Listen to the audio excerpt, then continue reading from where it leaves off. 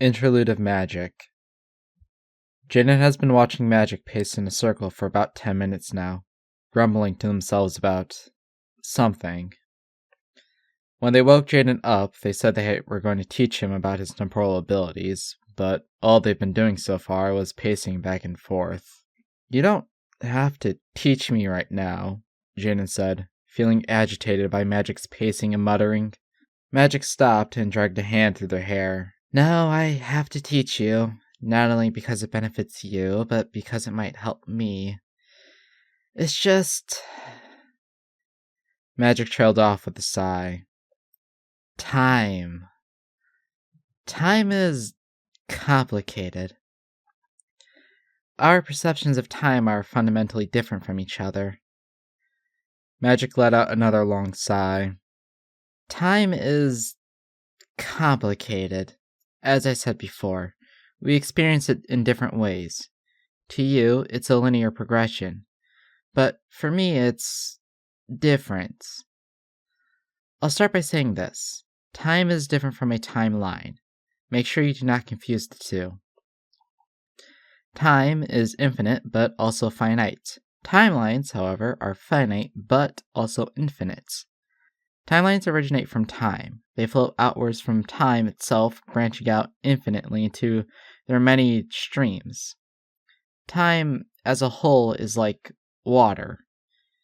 In regard to timelines, they flow, and when something occurs in their path, they will diverge and continue to flow. Are you following so far? I guess so. Why water, though? I don't know. I didn't come up with it. But it does make sense. Time as time is... It's like a violent whirlpool. Every possible moment from the beginning of the universe to its end is occurring at the same time infinitely. It's not a linear movement either. Time moves forwards, backwards, up, down in an omnidirectional fashion. For example, if time was like a flat plane you could simply walk on, and if you were to start from here, right now, at this very moment, simply taking one step forward could put you 50 years from now, or even 100. But, as you're taking that single step, you're constantly going through several points in time. Like, you could go through the Victorian era, the Stone Age, the Cretaceous period, the height of the Roman Empire, the Edo period, the Three Kingdoms period, etc., etc. Jaden tried to wrap his head around that idea. It did make sense, though. So, time is basically every possible moment in time happening at the exact same time, and moving even a little bit can put you in a completely different time and place. Is that right? Jaden said apprehensively. Magic nodded with a small smile. Well, you didn't include the fact that time includes every conceivable possibility that's available for any given universe, and that these moments occur and repeat infinitely, but yes, you got pretty much the long and short of it. Moving on, do you remember what I said about how timelines are both finite and infinite? Jaden hummed and nodded in confirmation. Magic gave a small nod. Good.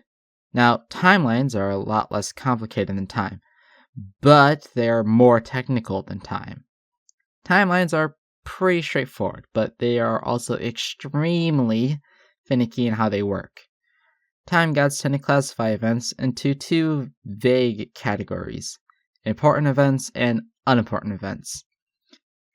Important events are events that tend to be extremely important historical events, like the various revolutions and days of independence many countries have, D-Day, Caesar's crossing of the Rubicon, the Crusades, etc., etc. Unimportant events are events that won't have any significant impact on history or the timeline as a whole, like the socks you wear, how many times you blink, most people's deaths, and the list can go on and on, Magic said, making circles with her hand. Most people's deaths? Jaden said with a raised eyebrow. Well, duh, Magic said with a small smirk and a roll of their eyes. There are over 8 billion of you little mortals scurrying around on that little blue rock. Do you really think it's anywhere close to practical or necessary to have that many people who are significant to the greater whole of humanity, or the timeline? I guess not, Jaden murmured. Good, Magic said with a clap of their hands. We're getting off topic anyways. The way timelines work when events occur is rather simple. When any event occurs, important or unimportant, the timeline will split, creating branches for certain outcomes and possibilities. The difference comes in how events will impact the overall flow of history, and by proxy, the rest of the timeline. Unimportant events will split, then merge back into one cohesive timeline. However, important events will split the timeline into 2 new branches. From there, 2 new timelines will continue, co-occurring with each other, with the original timeline being the prime timeline, and the offshoot timeline being the sister timeline. Does that make sense? Magic asked, crossing their arms. Jaden chewed his lip and put his chin in his hands. But shouldn't that make a new universe if it's a significant change? Ah, I'm glad you brought that up. The answer is kind of not really. Timelines and universes work rather similarly to one another. There's a prime universe / timeline that has variations in the forms of sister timelines or daughter universes. The main distinction between 2 universes is their primary timelines, not their divergent ones. That sounds like a lot, Jaden muttered absently. It is, until it isn't. That got Jaden's attention again. What's that supposed to mean, Magic? Magic started to pace around. Universal pruning and dead-end timeline purging. These are multiversal and omnitemporal mechanisms that destroy, or prune, away defunct universes or timelines. Because the further a universe or timeline diverges from their prime, the more likely they are to become unstable and run into a dead end. In this case, a dead end refers to a premature stopping point in a universe or timeline, which causes it to, well, end. However, due to the infinite nature of both timelines and this multiverse, those dead-end universes and timelines will perpetually come back and be destroyed ad infinitum. Magic stopped pacing and then facepalmed. Once more, we are off topic, Magic ground out. Stop distracting me, I'm distractible. Okay, going back to the relevant topic. There are 2 main ways in manipulating time, dilating and contracting time, and event manipulation, which is also known as luck manipulation. When manipulating time, you are abusing the infinite nature of the timelines. To start with the simplest and most versatile form of time manipulation, dilating and contracting time. Dilating time is, to put it simply, expanding one's sense of time to make singular seconds feel a lot longer than what they actually are. Contracting time is the opposite of dilating time, making seconds feel significantly shorter than what they actually are. Do note, however, that dilating and contracting time are distinct and weaker forms of actually slowing down and accelerating time, and those are the weaker forms of reversing and forwarding time. I assume because I'm not a god like Golds, I won't be able to do some of what you said, Jaina responded after hearing Magic's rant. No, Magic responded. They had a dark look as they stared at Jaden. I will get you to be able to slow and accelerate time. Jaden tilted his head in question. And why is that, Magic? It's important. I need you to get as close to that final stage whilst not fully crossing it. Magic's eyes lit up as they clapped their hands together. Alright, enough of the grim stuff. Let's get you practicing. Okay. How am I going to do this exactly? Well, triggering temporal dilation will be easy. Maintaining it for long periods will be the difficult part. Okay, so how am I going to do both of those things then? You'll get better at triggering the dilation yourself over time. As for maintaining the dilation, it's a lot like casting any other spell. You just need to will it. However, you are not required to use your mana. As for how we're going to trigger the dilation right now, we're going to need a mixture of a lot of adrenaline and the great desire to stop or slow down some kind of event. I feel like I'm going to regret asking this, but how are you going to do this? I'm gonna throw spears at you, Magic said, with the joy of a child getting what they want. Why must you teach me in such violent ways? Jaden sighed. 'Cause it's fun! Magic chirped, before glancing over to see Jaden's disappointment. I mean, it's effective. You know I don't believe that, right? Doesn't matter. I can make you believe it if I wanted to, you know. Magic said, waving a hand. Yeah, Jaden muttered dismissively. Alright, are you ready? Magic said, teleporting away to float several feet in the air away from Jaden. They snapped their fingers and dozens of electric blue colored magic circles formed around Jaden. Oh, right. Before I forget, unlike our duels, I'm not going to kill you instantly with these spears, Magic said with a smile.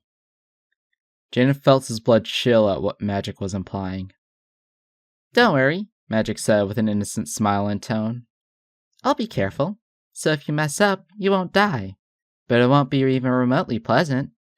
I'll take advantage of every nerve, muscle, ligament, bone, and more, not only to keep you alive for as long as possible, but to make it as painful as possible. Jaden felt his breath catch at Magic's words. They certainly weren't kidding, nor were they bluffing. If he wasn't careful, Magic would fulfill the promise they, good luck. Magic's voice cut through Jaden's thoughts, and like a death bell ringing off, Magic snapped her fingers, and dozens of spears shot through the circles. Jaden's eyes widened in shock. He barely had any time to process what was happening. If only he had a bit more time, he could think this through. If only he had a bit more time, he could make a plan. If only he had a bit more time, he could probably come up with some kind of solution. Jaden shut his eyes, letting the darkness envelop him. If only. A slow breath was let out. It was slow and heavy. It was cold. Really cold. Slowly, one eye with a golden iris opened, shy and afraid. Everything looked more gray. Jaden shuddered. He wasn't dead. Not yet. Jaden opened both eyes and glanced at his surroundings. He saw the spears that Magic had sent towards him. They were still moving, but only barely, and extremely slowly. He glanced up and saw God still floating above him. Oddly enough, Magic wasn't affected by the desaturation of color. Did he succeed? He let out a breath and saw the air he let out as a fog. Slowing down time must also mean a slowdown of things that provide heat and color. So, why wasn't Magic affected by the color loss? Omnipotent. Right. They had the capacity to ignore any and all rules of the universe.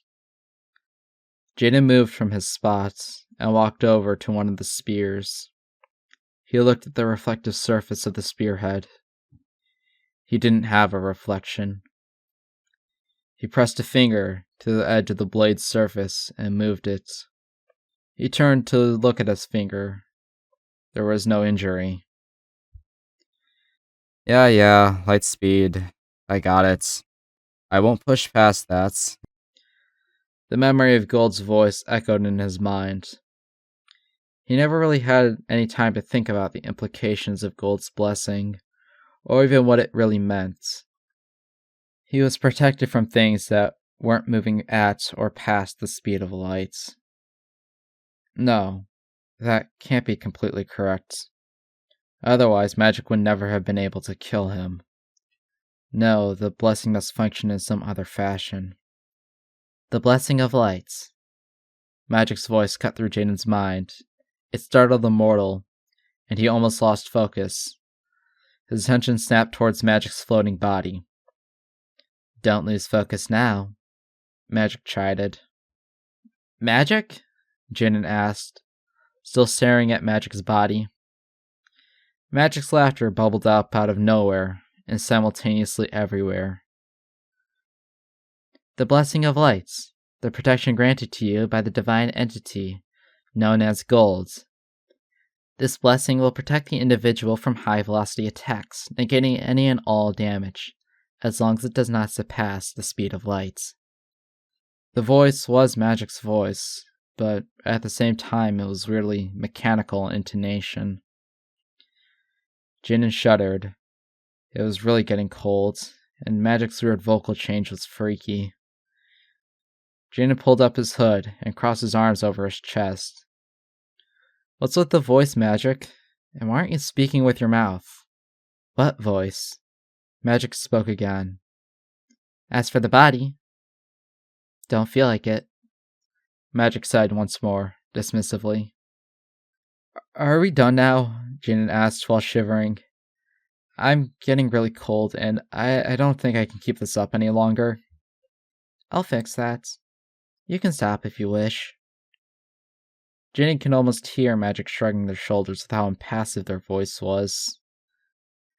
Jinan let out a breath and closed his eyes, desiring for time to resume its natural course. Gradually, the air warmed up around him, and then there were several whizzing sounds in the air, and several things colliding into one another.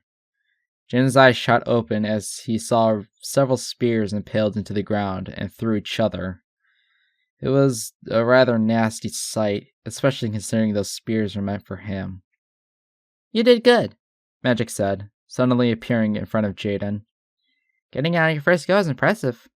You'll still have to practice dialing time, but for now, give me your clothes, Magic said, holding out their hand expectantly.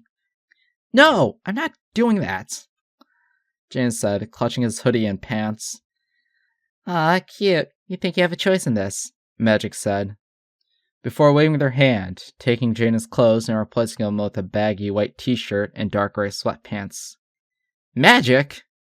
Jaden snapped, as Magic vanished and reappeared hovering several feet in the air.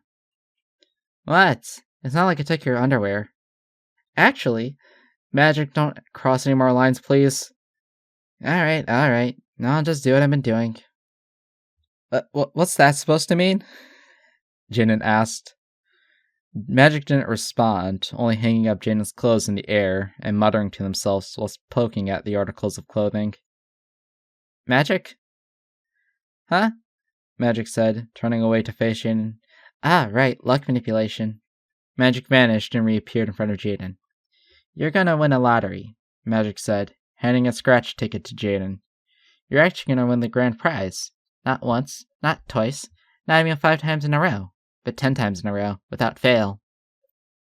That's basically impossible, Jaden did pant, staring at Magic. Magic held up a finger. Not impossible, only improbable. Magic took a step back, and they held up a silver coin. They flipped it and caught it with their other hand, then flipped it again, repeating the pattern. When I flip this coin, how many possible results can occur? 2. Heads and tails, Gina said, curious as to where this was going to go. Assuming time is infinite, how many possibilities can occur? Still 2, Gina said tentatively. Magic smirked and flipped the coin to their other hand. There is a 3rd possibility. The coin landing perfectly on its side. Gina furrowed his brows, but that's not going to happen. Assuming time is infinite, there is no such thing as possibility, only inevitability. Magic flipped the coin and caught it. Watch. Magic took a shallow, yet audible deep breath in and flipped the coin. When they flipped it, what Jaden saw was almost indescribable.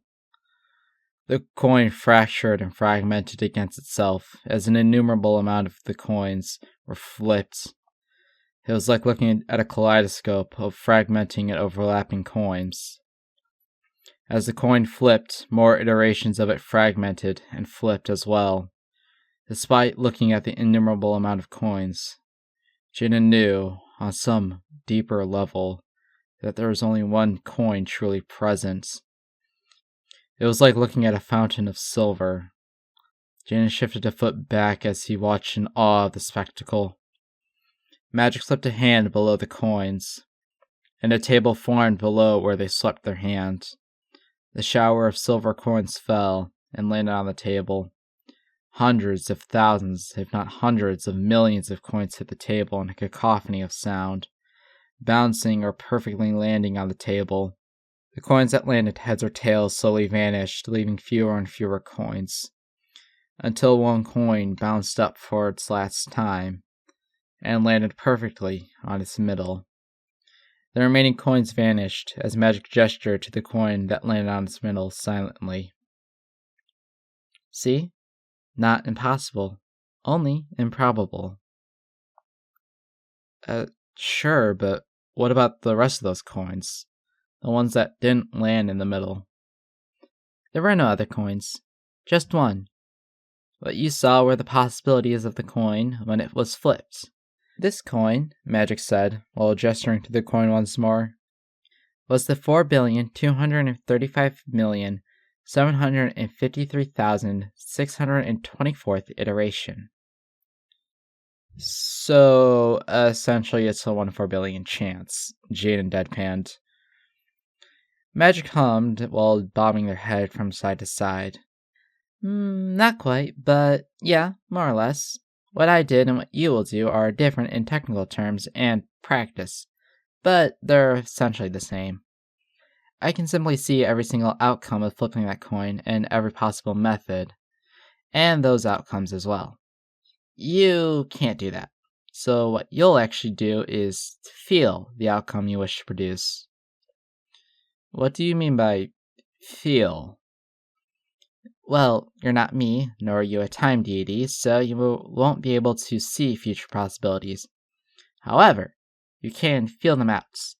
The more likely an outcome is, or even how much you believe in a certain outcome's probability of happening, the more likely you are to produce a certain event. You might even get so good at it, you'll be able to make statistical improbabilities into absolute certainties. Okay, so how am I supposed to do that? Simple. It's like casting any other spell, except you won't be using any magic. So I'm just going to will what I want. Kind of. Yes. You do need to have some semi-concrete image in your mind in order to properly influence time. You don't have the power to pull from infinite possibilities, only probable outcomes. And winning the lottery 10 times in a row is probable, Jaden said with a roll of his eyes. Unlikely, but yes. It's more complicated and challenging than getting you to flip a coin and land on one side 100 times in a row. Magic took a single scratch ticket and sat down. Let's practice. I'll show you an example. Jaden sat down in front of Magic. Magic created another coin and scratched off the first number, 52. Now, to start, you must assume that another 52 is hidden beneath these 3 circles. Now that we have that out of the way, what are the odds the first circle I scratch off will be the other 52? 1 in 3? Are you sure? Magic said with a coy smile. Jaden frowned. Yes? Jaden said, curious to where Magic was taking this. Magic hummed and scratched off the first circle. 27 was revealed. Now, before we continue, I'll tell you one more thing. One of these circles is the number 57. So, what are the odds that the second circle contains 52? 50-50? Wait, no, shouldn't it be 2 and 3? Jaden said. Magic shrugged and went off to scratch off the second circle. However, instead of scratching off the entire circle, they only scratched through the middle of the circle, revealing the middle section of a 5 and a diagonal line. Now, is this number 52, or is it 57? Magic said with a slightly crazed smile. Jaden paused, and he looked at the diagonal line and compared it to both 2s. The diagonal line seemed to reasonably line up with the spacing and look of the 52 at the top, but then he looked at 27, and the 7 seemed to also line up rather well in terms of spacing. Do you know what quantum uncertainty is? Magic spoke, cutting off Jaden's thoughts. They lowered the scratch card face down on the sandy ground. Jaden shook his head. No. Why? Have you ever heard of Schrodinger's cat? Yeah, Jaden said, nodding his head, curious to where this was going. Explain it to me. So a cat is placed in a sealed box, which is connected to this device that contains a poison that'll kill the cat instantly. And this device is random. It can randomly go off. After which it goes off, assuming it does, there is an equal 50-50 chance of the poison being released. The people in the room leave, and after a random amount of time, the people return. The people don't know if the poison was released, and they can't see or even hear the cat from within the box. Until the box is opened, the cat is in a state of being both dead and alive. Magic clasped their hands together. Yes, that's pretty much the gist of it. One small correction, though. The cat itself isn't in a state of either dead or alive, but rather the state of the cat is what's uncertain. Schrodinger's cat is a thought experiment related to quantum uncertainty. So, what does this have to do with what we're doing? Jaden asked. When you manipulate luck, you do more than just increasing the odds of producing certain outcomes. You are also manipulating the state of things. You can make uncertain things certain. You just need to be confident in your certainty. That's what I was trying to get at. Magic held up the scratch card once more. When I asked you the odds of getting the correct number, you said 1 in 3. So, you only had a 1 in 3 chance of getting the correct number. When I asked if you were sure, you confirmed your certainty, which essentially locked in that 1 in 3 probability. When I asked you again after scratching off the first circle, you believed it to be a 2 in 3 probability of getting the matching number. So, I just need to be certain of something happening, and it'll happen. Not quite. Imagine a scale, with 52 on one side and 57 being on the other. When you exert your influence, you simply weigh down the one side of the scale. You don't possess the power to make things happen, only make things more likely to happen than not. So, if I believe hard enough, I can make it likely for certain things to occur. No, not belief, desire. You have to want that outcome to occur. You have to see that outcome occur. Think of it like weighing down one side of the scale. The more you weigh down the one side, the greater the likelihood of your desired outcome to occur. I think I get it. If I can imagine something happening, and if I desire that thing to happen, I can make whatever outcome more likely to occur. Magic nodded once in agreement. Precisely. They then held out the scratch card and coin to Jaden. Would you like to do the honor? Jaden stared at the coin and scratch card for a moment before nodding. The mortal took the card and coin and placed the scratch card on the ground and closed his eyes.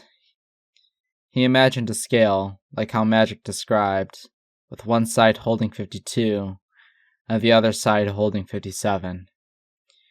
He envisioned himself scratching off the circle and revealing the number 52. He could see it so clearly that he felt it. Jaden raised his hand and lowered it down towards the card. In his mind, he could see the imaginary scale weighing down towards 52, getting lower in tandem with his hand lowering. When the coin touched the card, Jaden felt something different. It was like the tension someone would feel near the end of plucking a string with the pad of their finger. There was a strange tension that came with the sensation, a small straining on his body, like the feeling of anticipation, but it was off.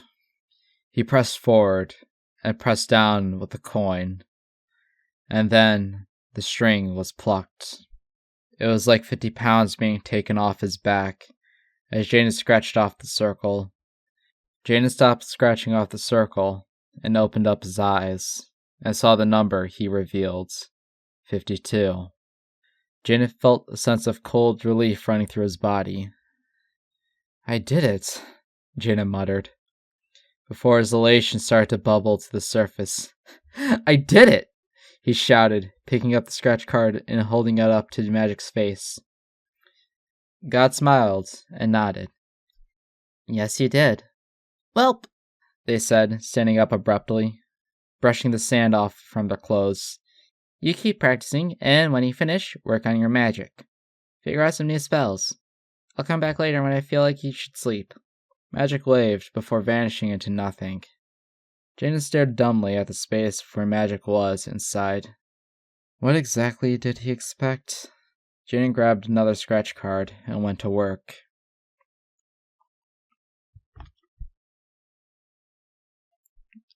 Elsewhere, in a different realm, a bolt of azure lightning hammered down upon a floating rock.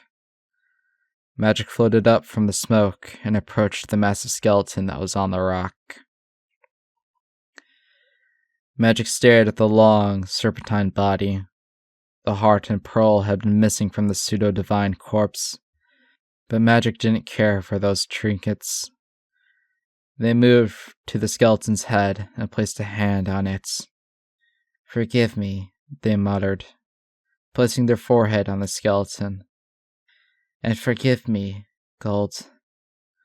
Magic then placed both hands on the skeleton and whipped them outward. In an instant, the lingering shadow of the ancient dragon sprang forward. Perhaps it was once a king. Maybe it was once a prince.